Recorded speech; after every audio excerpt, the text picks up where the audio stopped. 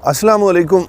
काबिल साद एहतराम किसान भाइयों और मुअज़्ज़िज़ नाज़रीन, किसान टाइम से मैं हूं आपका मेज़बान नियाज़ खान खिरानी और आप देख रहे हैं अपना प्रोग्राम सफ़र माहौल का। नाज़रीन, जैसा कि गंदम काश्त करने के मुख्तलिफ़ तरीक़े हैं, तो उन मुख्तलिफ़ तरीक़ों में से एक तरीक़ा दाब लगाने का भी है। उस तरीके से हम गंदम काश्त करते हैं।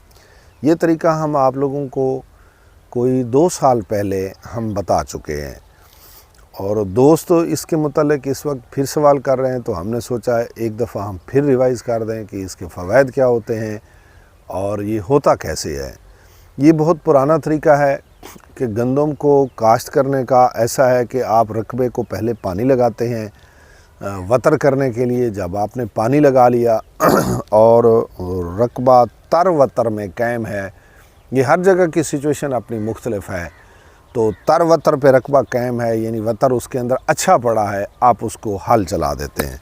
नाज़रीन, थोड़ा सा मैं ये समझाता चलूँ कि जब आप हल चलाते हैं तो अब हल चलाते हुए उसके साथ आप लोग, जैसे आपके हल चल रहे हैं तो पीछे आपका सुहागा फिर रहा होता है। इस तरीके से जो सुहागा फिर रहा होता है वतर के बाद वो उसको बंद कर देता है, यानी कि जो वतर है रकबे के अंदर वो उसे बंद कर देता है, महफूज कर देता है। हम इसे कहते हैं ये दाब लग गई है हमारी और ये हमारा वतर महफूज हो गया है।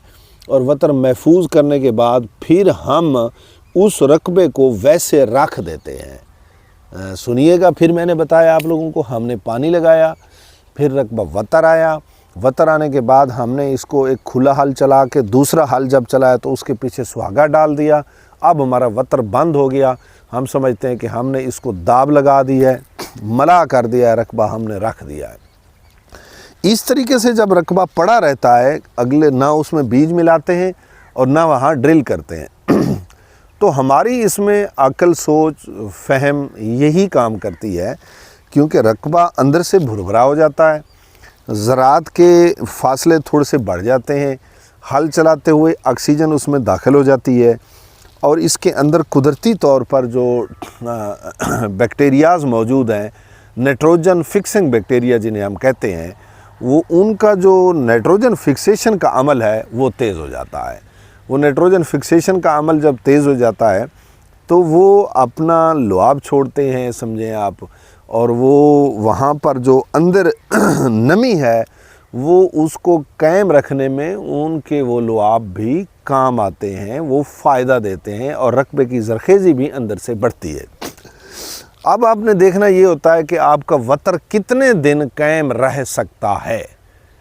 अब जिस रकबे पे मैं यहाँ मौजूद हूँ, ये हमने 8 दिन पहले वतर इसका महफूज किया था। नाज़रीन, आज संडे है और लास्ट संडे नाइट हमने ये वतर महफूज किया था और कल हमने हफ्ते वाले दिन, यानी 7 दिन बाद हमने महफूज शुदा वतर, अगर आप पानी की बात करें कि वतर के लिए पानी कब लगाया था, वो हमने काफ़ी पहले लगाया था।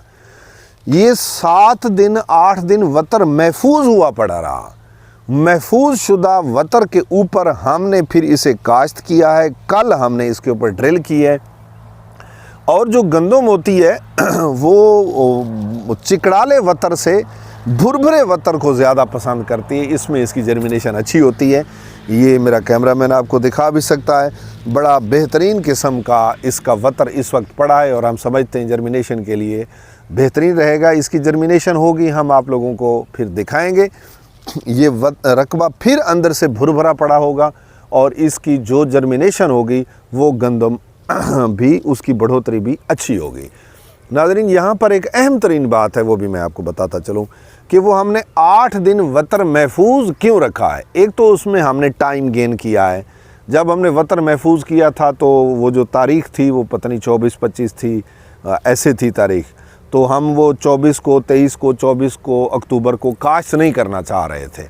इसलिए हम इसे महफूज करके हम इसे 1 तारीख़ पे ले आए ताकि हम थोड़ा सा, हमें टाइम मिल जाए और ये स्टैंडर्ड टाइम की तरफ चल पड़े। चलो अगेते टाइम में भी ज़रा 2-4 दिन आगे निकल जाएं, उसमें ये चली जाए। तो इसलिए एक तो फ़ायदा इसका ये है कि आपको टाइम मिल जाता है और दूसरा इसका फ़ायदा ये है कि जब हम इसे 8 दिन रखते हैं तो उस वक्त इसमें काफ़ी सारी جو جڑی بوٹی ہے اس کے بیج کی جرمینیشن ہو جاتی ہے، کیونکہ وتر ہوتا ہے، بہترین رقبہ اندر سے پولا ہوتا ہے، اور وہ جو جڑی بوٹی ہے اس کی جرمینیشن ہو جاتی ہے، جڑی بوٹی اگ آتی ہے۔